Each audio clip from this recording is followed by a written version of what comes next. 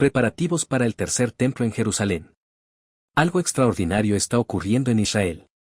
En el corazón de Jerusalén, descendientes del antiguo linaje levítico se preparan con dedicación. Vestidos con túnicas blancas, estudian la Torá con fervor. Entrenan con instrumentos sagrados y practican rituales que no se han realizado desde la destrucción del segundo templo hace casi 2000 años. Esto no es una recreación para turistas ni un acto simbólico, es un entrenamiento real, meticuloso y vivo. No es arqueología muerta, es profecía en acción. Las vestiduras sacerdotales han sido confeccionadas siguiendo al detalle las instrucciones de Éxodo, capítulo 28. El altar ha sido reconstruido, junto con el candelabro de oro. La mesa del pan de la proposición, las trompetas de plata y una réplica del arca del pacto, todos listos para su momento. En marzo de 2024. Una vaca roja perfecta fue certificada por rabinos como apta para el rito de purificación, un evento que no ocurría desde hace siglos. ¿Parece increíble? Lo es. Pero está sucediendo ante nuestros ojos. Los rabinos lo confirman, el Instituto del Templo lo documenta y la Biblia lo profetizó hace milenios. Los profetas hablaron de un templo futuro. Ezequiel lo describió con precisión. Daniel lo relacionó con los tiempos finales. Jesús advirtió que sería profanado antes de su regreso. Pablo lo vinculó con la aparición del Anticristo. Y Juan lo vio siendo medido en el Apocalipsis. Todo apunta a un mismo destino, el tercer templo será una realidad y ese tiempo está cada vez más cerca. Querido lector. En este recorrido exploraremos los lugares donde se entrenan los nuevos sacerdotes, analizaremos las declaraciones de los rabinos. Revisaremos las evidencias actuales y descubriremos lo que dice la palabra de Dios. ¿Crees que habrá un tercer templo en Jerusalén? Comparte tu opinión antes de continuar.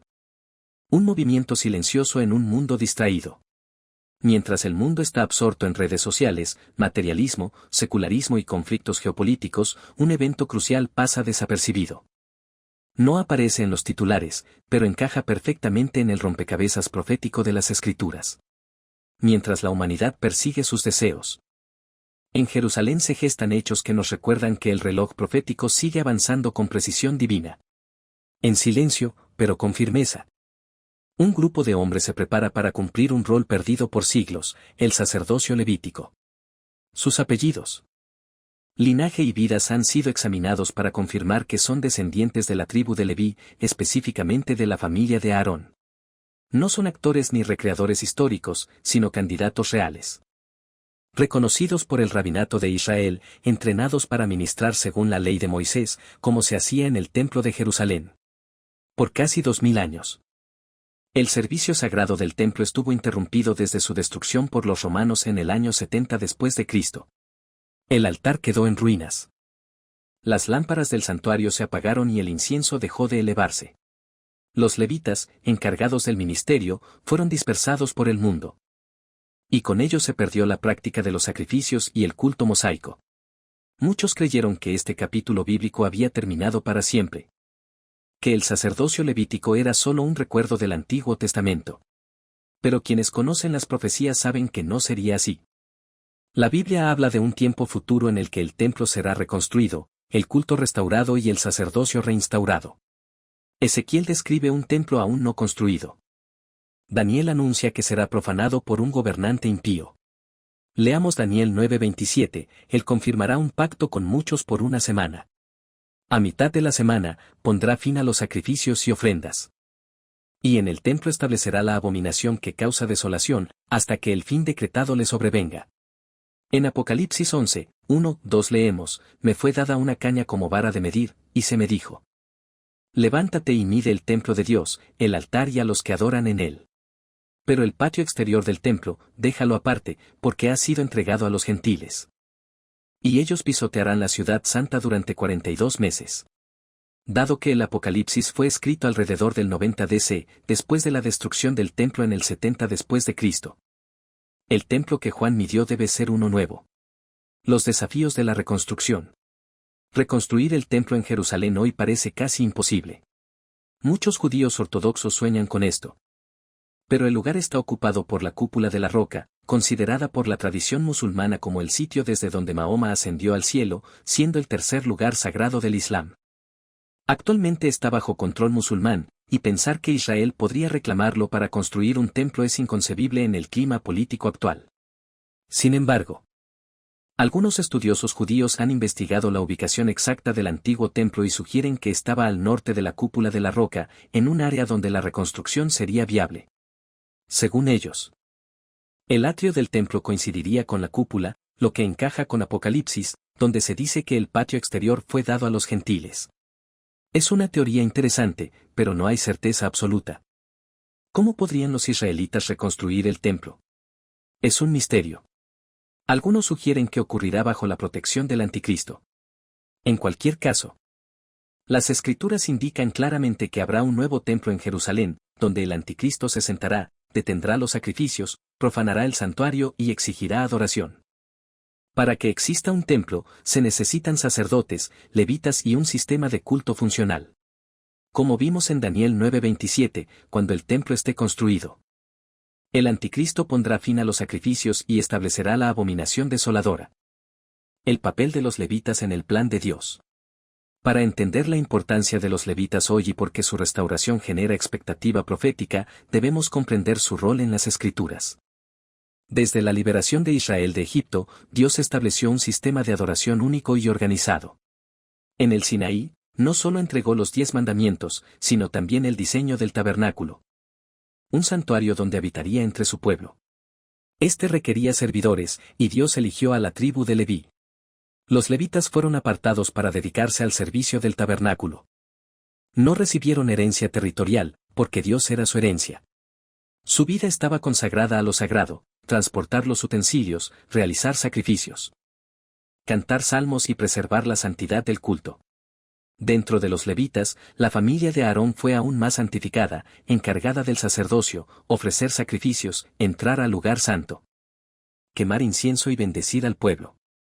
Eran mediadores entre Dios e Israel, responsables de la expiación de los pecados. Éxodo 28 detalla las vestiduras sacerdotales, túnicas blancas, cinturones de lino, mitras y, para el sumo sacerdote, un efod de oro, púrpura y escarlata, un pectoral con 12 piedras preciosas y una placa que decía santidad a Jehová.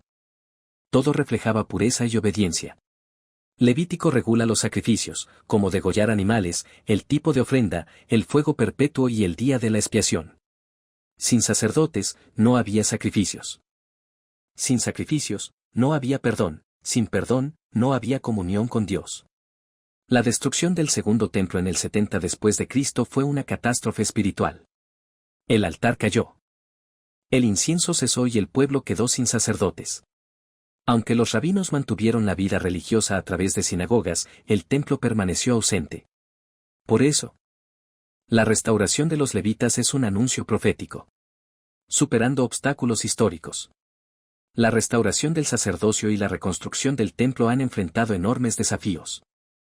Tras la destrucción de Jerusalén, los judíos fueron dispersados, comenzando un largo periodo de exilio y persecución que dificultó restaurar el culto bíblico.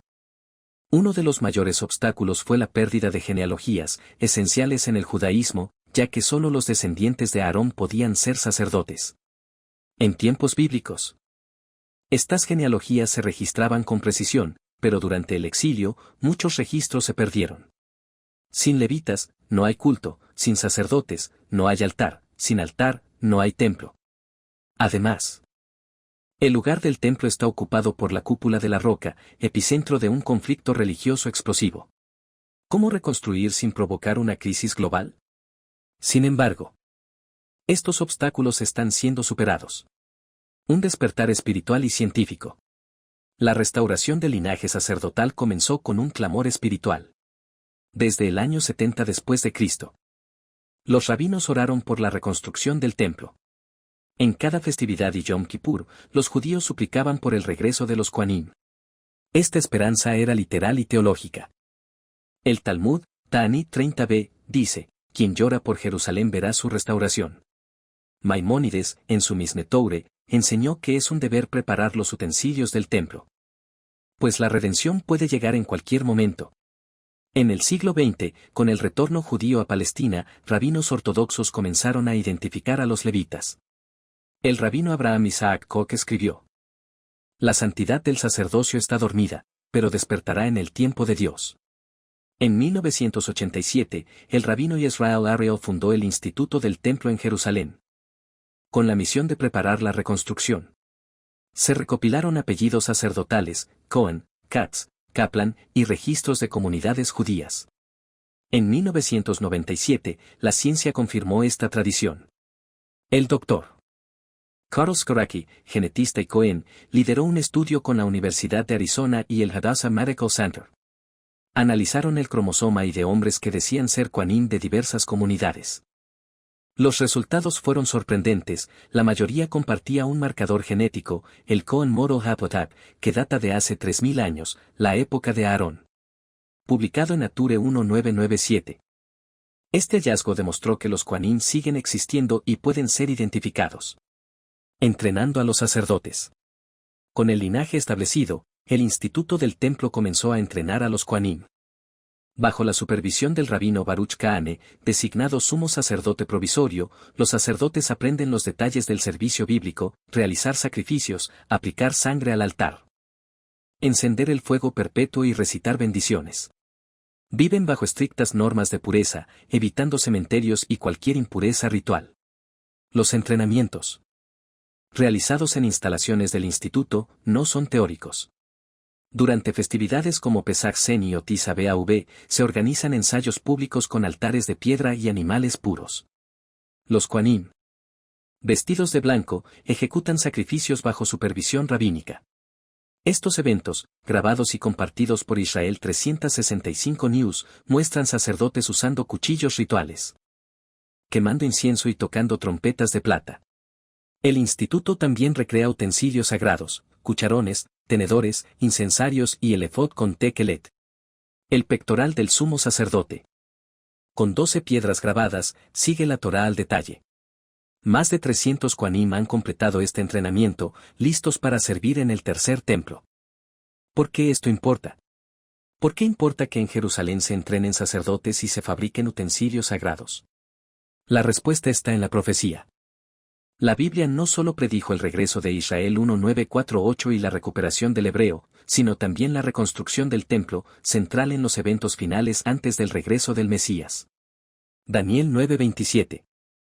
Mateo 24:15, 2 Tesalonicenses 2:4 y Apocalipsis 11 indican que el templo será reconstruido, profanado por el anticristo y escenario de los últimos tiempos. El Instituto del Templo afirma que todo está listo, los utensilios, los sacerdotes y la vaca roja. El rabino Yehuda Glick dice, no queremos conflicto, queremos libertad de adoración. Esto no solo afecta a Israel, sino al mundo, pues precede la segunda venida de Cristo. Un llamado a la iglesia. Mientras Jerusalén se prepara, ¿dónde está la iglesia? Estos eventos son señales proféticas. Jesús habló de la abominación desoladora, Mateo 24, 15-22, y Pablo dijo que el anticristo se manifestará en el templo, 2 Tesalonicenses 2.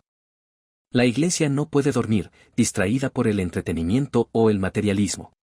Cada avance en Jerusalén es una señal de que el Mesías está cerca. La preparación del templo es un espejo profético. Si Israel se prepara para ofrecer sacrificios, la iglesia debe prepararse para ser un sacrificio vivo, santo y vigilante. No es tiempo de indiferencia, sino de proclamar con urgencia la venida de Cristo. Cuando el templo se levante, el anticristo aparecerá. Cuando los sacrificios cesen, comenzará la gran tribulación.